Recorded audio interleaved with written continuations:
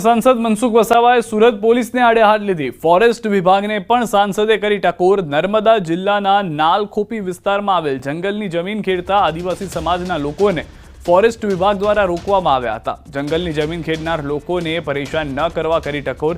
સાગબારાના નાલખોપી ગામ ખાતે મળી હતી ખેડૂતોની બેઠક। ખેડૂતોની બેઠકમાં સાંસદ મનસુખ વસાવાનું નિવેદન કહ્યું 25 વર્ષથી જે લોકો જંગલની જમીન ખેડી રહ્યા છે તેમને ફોરેસ્ટ વિભાગ રોકે નહીં। સાંસદે કહ્યું આદિવાસીને ધમકાવવામાં આવી રહ્યા છે, આ બાબતે હું સરકારમાં રજૂઆત કરીશ। અધિકારીઓ આદિવાસીઓને ધમકાવશે તે હું કોઈ પણ સંજોગોમાં નહીં ચલાવી લઉં। તેમણે કહ્યું કે આખા ગુજરાતમાં કેટલાય જંગલો ખતમ થઈ ગયા, ત્યાં કોઈ કેમ નથી બોલતું। ફોરેસ્ટ વિભાગ જઈને જંગલ અને વન સૃષ્ટિ બચાવવા સાંસદ મનસુખ વસાવાએ કરી હાંકલ। પોલીસ અધિકારી આદિવાસીને ડરાવે ધમકાવે છે। અરે ડરાવે ધમકાવે આદિવાસીને ધમકાવો, તમે જાઓ બીજા મોટા મોટા સુરતની અંદર કેવા મોટા મોટા માફિયાઓ છે એને પકડો તો હું જાણું કે સુરત જિલ્લાની પોલીસ બહુ કાબિલ છે। આ તો બિચારા 25 વર્ષથી જંગલની જમીન ખેડે છે, જેણે ભોગ આપ્યો છે ઉકાઈ ડેમની અંદર, એને તો મદદ કરવી જોઈએ। એવા લોકોએ ફોરેસ્ટ અધિકારી હોય કે જંગલના અધિકારી હોય એને મદદ કરવી જોઈએ।